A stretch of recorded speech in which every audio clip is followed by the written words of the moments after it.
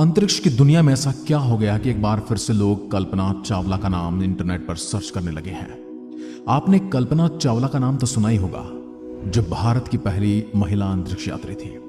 वो स्पेसक्राफ्ट से जब पृथ्वी पर वापस लौट रही थी तब उनका विमान पृथ्वी पर पहुंचने से पहले ही क्रैश हो गया था और कल्पना चावला के साथ बाकी के क्रू मेंबर्स भी इसी हादसे का शिकार हो गए थे। अब अंतरिक्ष की दुनिया की कुछ ऐसी ही बातें सुनने को मिल रही है। इस बार भी अंतरिक्ष यात्री भारतीय मूल की ही है और नाम है सुनीता विलियम्स। ये वही सुनीता है जिनकी वीडियोस आपने अंतरिक्ष में देखे होंगे, जिन्होंने बताया था कि अंतरिक्ष स्टेशन में वैज्ञानिक कैसे रहते हैं, कैसे खाते हैं और हवा में कैसे उड़ते हैं, कैसे उनको सोना पड़ता है। 5 जून को सुनीता विलियम्स और बैरी बुच विलमोर नाम की एक अंतरिक्ष यात्री स्पेसक्राफ्ट को लेकर अंतरिक्ष के लिए रवाना हुई थी। 8 दिन बाद 13 जून को इन्हें पृथ्वी पर वापस आना था, लेकिन अभी तक ये पृथ्वी पर वापस नहीं लौटे हैं। इंटरनेशनल स्पेस स्टेशन पर ही रुके हुए हैं, जहां पर साधन बिल्कुल सीमित होते हैं, जहां पर एक भी एक्स्ट्रा मेंबर का एक दिन भी रुकना सभी के लिए महंगा पड़ सकता है। और जिस विमान से वो लोग गए हैं उससे वो वापस भी नहीं आ सकते, क्योंकि वहां कोई एक्स्ट्रा स्पेसक्राफ्ट तो होता नहीं है जिसको लेकर वो वापस आ जाएं। और जिस विमान से वो गए थे उसमें कुछ तकनीकी खराबी आ चुकी है। अब सवाल यह है, क्या वो सुरक्षित हैं? यदि सुरक्षित हैं तो नासा में इतनी हलचल क्यों है? क्या उनके स्पेसक्राफ्ट में कोई खराबी है जिसे ठीक किया जा रहा है, या रिस्क लेकर उसी से उनको वापस लाना पड़ेगा? क्या नासा अपने वैज्ञानिकों को वापस लाने के लिए कोई दूसरा विकल्प खोज रहा है? क्या स्पेसएक्स के मालिक एलन मस्क की सहायता ली जाएगी? सुनीता विलियम जिस स्टार लाइनर स्पेसक्राफ्ट से स्पेस स्टेशन गई हैं, यह उसकी पहली मानवयुक्त ट्रायल उड़ान थी। यानी कि यह विमान पहली बार इंटरनेशनल स्पेस स्टेशन तक की दूरी तय करके वहां पहुंचा था। स्टार लाइनर की कहानी पढ़ेंगे तो पता चले कि अंतरिक्ष यान शुरू से ही अंत तक दिक्कतों से घिरा रहा। जानिए इस मिशन में अब आगे क्या होगा। क्या सुनीता विलियम्स की खैरियत की हमें चिंता करनी चाहिए? भारतीय मूल की अमेरिकी अंतरिक्ष यात्री सुनीता विलियम जिस स्पेसक्राफ्ट यानी स्टारलाइन कैप्सूल को उड़ाकर स्पेस स्टेशन तक ले गई, यह उसकी पहली उड़ान थी और यह एक ट्रायल के रूप में उड़ान भरी गई थी। यानी पहली बार इस कैप्सूल में इंसान बैठकर अंतरिक्ष की यात्रा पर गया था। यह Starliner crew flight test spacecraft है। Boeing defense space and security company ने इस स्टारलाइनर स्पेसक्राफ्ट को बनाया है। मकसद यह था कि स्पेस स्टेशन तक एस्ट्रोनॉट को पहुंचाया जा सके और वहां से वापस लाया जा सके। नासा ने कमर्शियल क्रू प्रोग्राम के तहत बोइंग को यह स्पेसक्राफ्ट बनाने के लिए कहा, फंडिंग की। इस स्पेसक्राफ्ट का मॉडल पहली बार 2010 में पेश किया गया। बोइंग का नासा के अपोलो, स्पेस शटल और स्पेस स्टेशन प्रोग्राम में पुराना रिश्ता था। नासा ने अक्टूबर 2011 में बोइंग को स्पेसक्राफ्ट बनाने के लिए हरी झंडी दे दी। स्टारलाइनर बनते बनते 6 साल लग गए। 2017 में बना, 2019 तक उसके परीक्षण उड़ान होते रहे, लेकिन इन उड़ानों में कोई इंसान शामिल नहीं था। ये सभी मानव रहित उड़ानें थे, ये सभी परीक्षण थे। पहली उड़ान में नहीं जुड़ पाया था स्पेस स्टेशन से। पहली मानव रहित इस उड़ान में कोई इंसान नहीं था, लेकिन 2 सॉफ्टवेयर की गड़बड़ी की वजह से यह दूसरे ऑर्बिट में पहुंच गया। स्पेस स्टेशन से डॉकिंग नहीं हो पाई। अब समझते कि डॉकिंग क्या होता है। डॉकिंग करने वाला अंतरिक्ष यान स्पेस स्टेशन के निकट आता है। इस अवस्था में डॉकिंग करने वाला अंतरिक्ष यान अंतरिक्ष स्टेशन के आकार और रुख को ध्यान में रखते हुए आसपास से अच्छी तरह से उससे जुड़ जाता है। इसे ध्यान रखना होता है कि जिस ओर से जुड़ना होता है उस तरफ इसका जुड़ने वाला हिस्सा भी हो, जैसे हम पजल्स को जोड़ते हैं। डॉकिंग यानी एक जुड़ाव को कहते हैं, एक टोचन को कहते हैं। जब अंतरिक्ष यान स्टेशन के बिल्कुल पास आता है तो उसे स्टेशन के साथ सही रूप से मिलाने के लिए मैन्यूवर करना पड़ता है। इस चरण में अंतरिक्ष यान को अपनी ऊंचाई, गति और स्थिति को स्पेस स्टेशन के साथ बिल्कुल मिलाकर रखना होता है।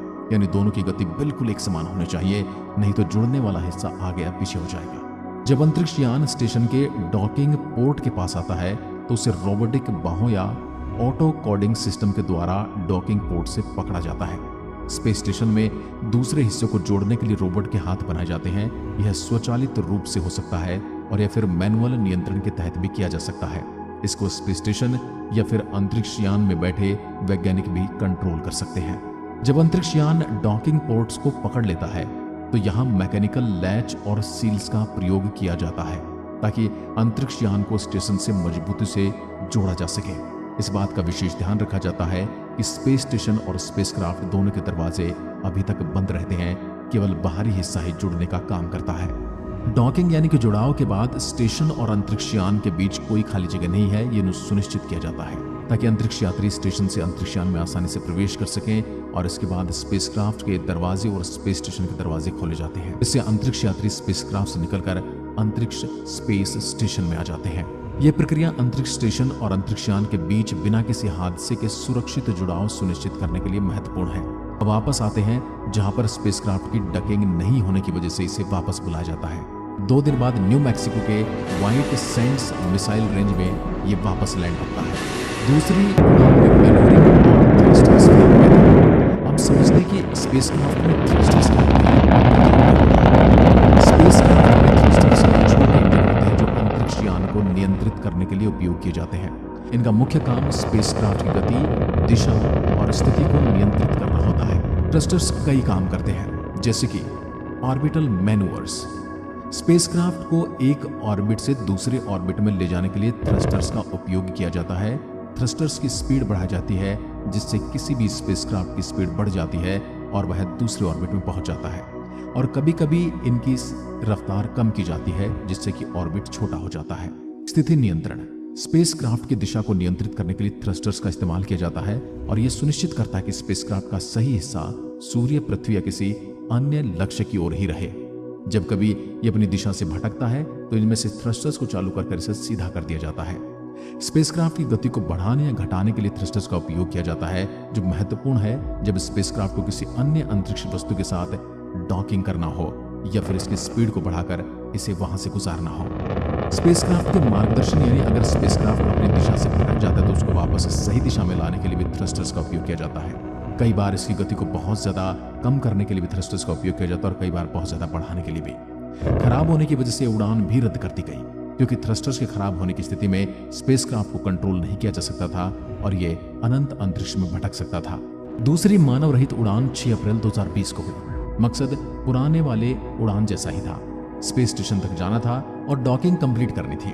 इसके बाद वापस आना था, लेकिन लॉन्चिंग थोड़ी टालनी पड़ी। अगस्त 2021 में लॉन्चिंग करने की तैयारी हुई, लेकिन फिर स्पेसक्राफ्ट के 13 propulsion वॉल्व में कुछ कमियां पाई गई। इसके बाद बोइंग ने पूरे स्पेसक्राफ्ट को फिर से बनाया। मई 2022 में ट्रायल उड़ान की तैयारी की गई। 19 मई 2022 को स्टारलाइनर ने इस बार उसमें यानी इंसानों जैसे दिखने वाले निर्जीव मॉडल, लेकिन किन ऑर्बिटल मैन्यूवरिंग और attitude control system thruster fail हो गए, जिसकी वजह से 22 मई 2022 को स्टारलाइनर को स्पेस स्टेशन से जोड़ा गया। 25 मई 2022 को स्टारलाइनर स्पेस स्टेशन से वापस धरती पर आया। सुनीता वाली तीसरी उड़ान 7 साल से टल रही थी। तीसरी मानव युक्त उड़ान साल 2017 में तय की गई थी, लेकिन कई वजहों से देरी होती रही। यह जुलाई 2023 तक आ गई। 1 जून 2023 को बोइंग ने कहा कि हम उड़ान को टाल रहे हैं। 7 अगस्त 2023 को कंपनी ने कहा कि स्पेसक्राफ्ट की सारी दिक्कतें खत्म हो चुकी हैं। अगली उड़ान 6 मई 2024 को तय की गई, यानी इसी साल। लेकिन फिर यह लॉन्चिंग टल गई, क्योंकि एटलस रॉकेट में ऑक्सीजन वॉल्व में कुछ दिक्कत आ रही थी। इसके बाद स्पेसक्राफ्ट में हीलियम लीक होने की वजह से लॉन्चिंग टल गई थी। आखिरकार 5 जून को सुनीता विलियम और बैरी वुच विल्मोर इस स्पेसक्राफ्ट को लेकर अंतरिक्ष के लिए रवाना हुई।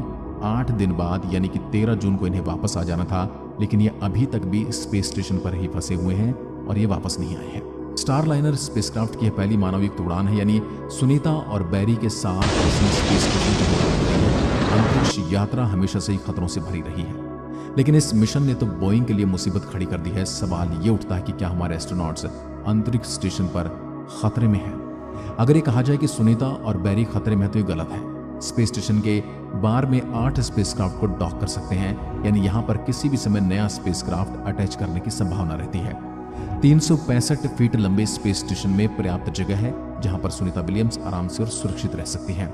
सुनीता और बैरी सिर्फ 2 हफ्तों से वहां हैं, जबकि अमेरिकी एस्ट्रोनॉट पैगी विटसन ने स्पेस स्टेशन पर 665 दिन बिताए थे।